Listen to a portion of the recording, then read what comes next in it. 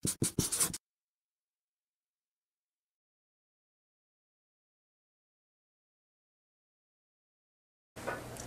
there you guys, welcome back. Today we are going to transplant this Cattleya orchid. This is one of the Cattleyas that I bought from Cloud's Orchid. If you remember, I think it was last spring or last summer, I ordered, I think it was 10 seedling orchids. This is one of them. They're doing really well for the most part. They're getting quite large. As you can see, we've got roots growing all over the side of this pot. It's definitely time to be transplanted. These things, they're in little 2.5 inch pots. I can't even have them stand up, they keep tipping over. And that's one of the signs that it needs to be transplanted. If a Cattleya orchid is too big and it can't stand up on its own, or the pot is too crowded that the stuff is running all over the outside like this one is, then it's time to be repotted. Generally, I do believe the rule of thumb is repotting every 2 or 3 years, or whenever the media becomes degraded so badly that it's no good anymore. Yes, so today we will transplant this one. This will be my first time transplanting these Cattleyas from Clouds, so it'll be an interesting experience to see how the root development was. And this one seems to be growing all wonky like. We'll do it together. Hope I don't break too many roots. They're coming out the bottom, they're everywhere, I don't even know. That poor thing. So today we're using a mixture of, this is an orchid mix, Fafard orchid mix. It's an orchid bark. And some sphagnum moss. I've mixed it up in my trusty little bucket that I'm using as my orchid media mixing bucket, because I like to use moisten mix. So inside is a mixture of the sphagnum moss and the bark. We're using some sterilized scissors, sterilized with rubbing alcohol.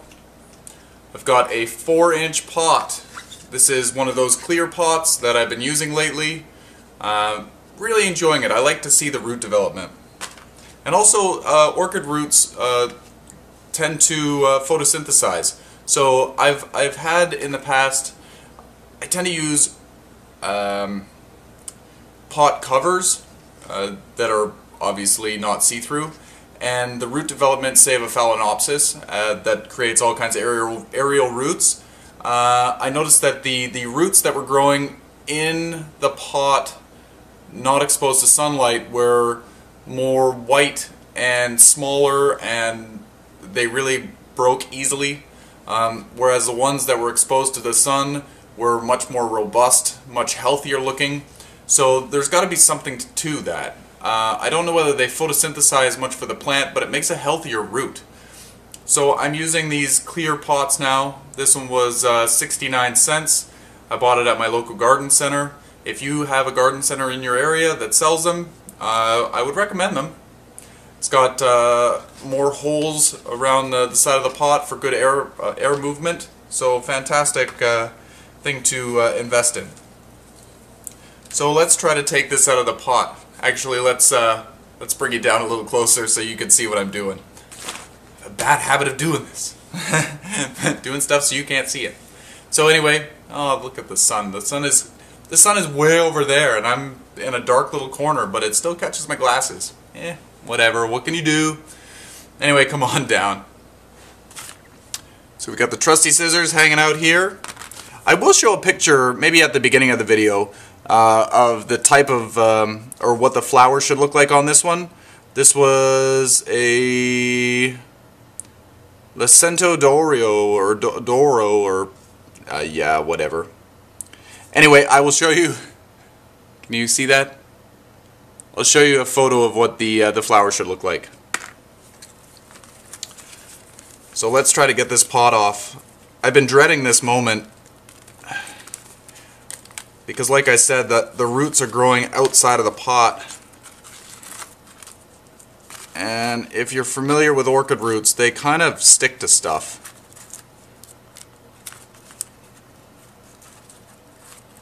I think I'm going to take my sterilized scissors and chop the roots. I didn't really want to do this, but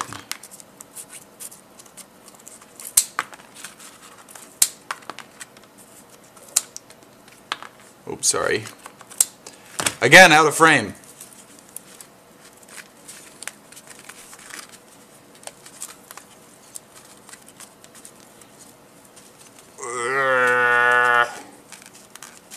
There we go. Who's our dry mix? They had it potted in just sphagnum moss, and that's fairly normal for a seedling. I don't even know that I'll be able to pull all this mix away. That's alright. Just want to poke a few holes in it.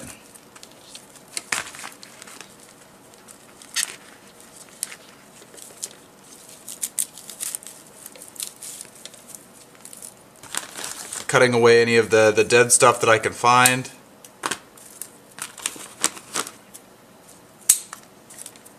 As the plant grows, these roots are the newer roots, and these are the ones that will be the most prominent. The ones that are from the older pseudo bulbs or pseudo stems, their roots won't be as developed. A lot of times they have dried up. Not always the case, but tends to be a common one, especially for me.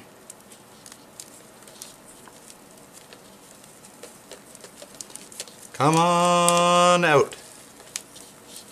I want to get rid of as much of the inner moss as I can, just because when I do water, the core will stay too wet.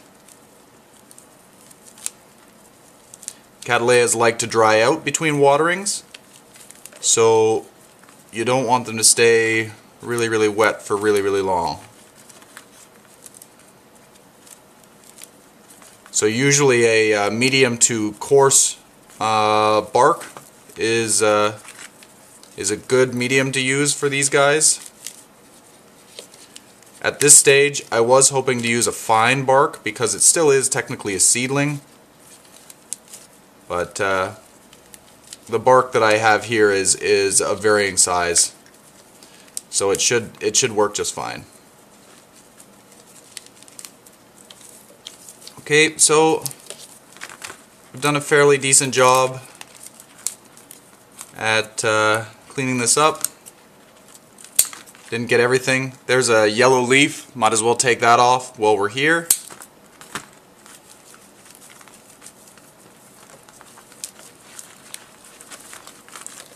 Just get a look in at the root ball. As you can see, we haven't gotten all of the moss, but that's okay. Don't have to get everything. So now we're just going to move all this crap off to the side. And I'm going to put a little bit of soil or media in the bottom of this pot. Now the trick with Cattleyas and other types of orchid like this that run across the top of the soil, you want to put the older stuff, the stuff that isn't producing the new growth, you want to put it towards the side of the pot, and then have the direction of this plant is going this way. So I want to try to have this pseudo bulb here kind of in the center of the pot, as close as I can to the center of the pot anyway. This pot might be a little too small. Pardon me while I pause the video and get a slightly larger pot. This sort of thing happens. I'll go and get one of the 5-inch pots. I was hoping not to overpot, but it needs what it needs. And yes, hold tight. I'll be right back. So I got a 5-inch pot. It's funny how much bigger a 4-inch pot is from a 5-inch pot. Isn't that crazy? That's huge. It doesn't even. It looks like it's like 2 inches bigger or more, and even the height, so much deeper. So we'll just throw that potting mix in there. Add a little bit more to it, and then we're wanting to get the roots all in the pot there. And I want to try, as you know, it's been growing kind of upwards, and that's going to make it kind of difficult. Actually, it's fitting in better than I thought it would.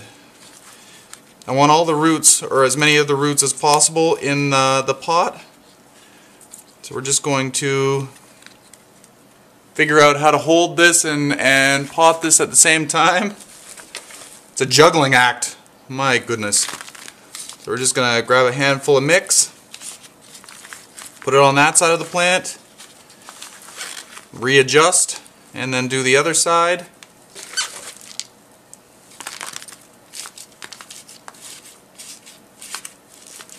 And you want to pack it in firmly, but with love.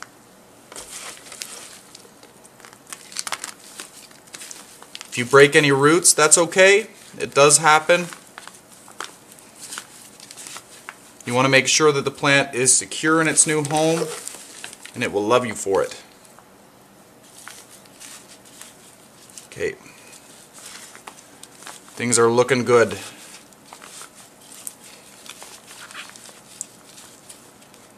Now I might top it off with some moss, just to hold in some moisture, because, as you guys know, I am really bad at watering.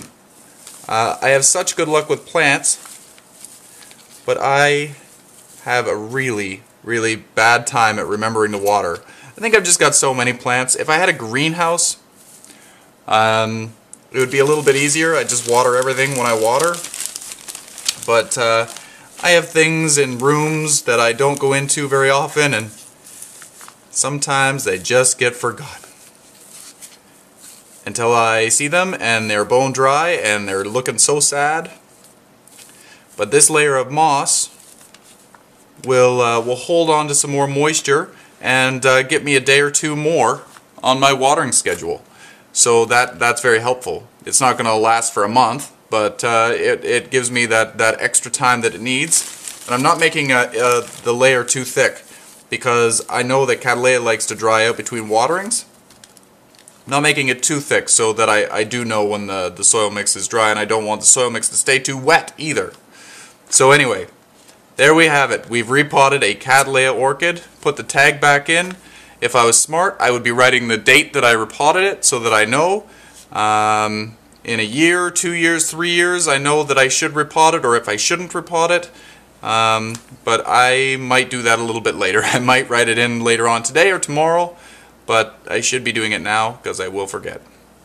Anyway, you guys, happy growing, and I hope you enjoyed this video, and let me know how your Cattleyas are growing. Cattleyas have really beautiful flowers, and they smell fantastic.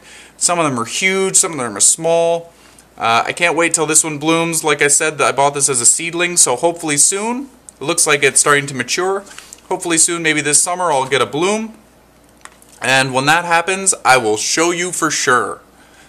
Anyway, happy growing. Really fun. I am addicted to these little guys. I'm not going to do anything to the roots. Just going to let them be who they are.